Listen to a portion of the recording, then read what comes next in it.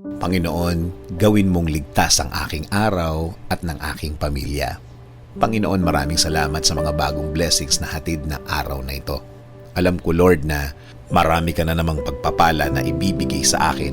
Marami kang blessings tulad na lang ng nagising ako sa araw na ito. Ito pa lang, alam kong may plano ka pa para sa akin. At alam ko, Lord, na lahat ng plano mo, lahat ng bagay na gusto mong gawin sa buhay ko, ikakaganda ng aking buhay. Ikaka-level up ng aking araw-araw. At alam ko din, Lord, na alam mo ang lahat ng nangyayari sa aking buhay. Alam ko din na bahagi ng blessings mo sa akin ay ang pag-aalaga mo sa akin. Na gawin akong safe saan man ako magpunta at saan man ako andun. Ginagawa mong safe ang lugar na yon. At alam ko, Lord, na since ikaw ang nangunguna ng aking buhay, alam kong patuloy mo akong i-guide sa mga darating na araw at panahon at sa lahat ng aking gagawin sa mga susunod na araw, linggo at mga taon na darating sa aking buhay.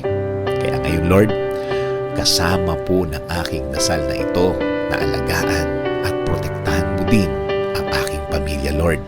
I-bless mo sila sa lahat ng kanilang gagawin at pupuntahan. Patuloy niyo po silang i-guide at gagawing blessed kahit saan man sila magpunta. At alam ko din, Lord, na meron ka ding magandang plano para sa kanilang mga buhay. Alam kong i-guide mo din sila sa araw na ito at patuloy mo silang babantayan sa lahat ng pagkakataon ng kanilang buhay. Patuloy niyo pong pasukin ang aming mga buhay. Patuloy niyo kaming bigyan ng direksyon sa lahat ng pagkakataon.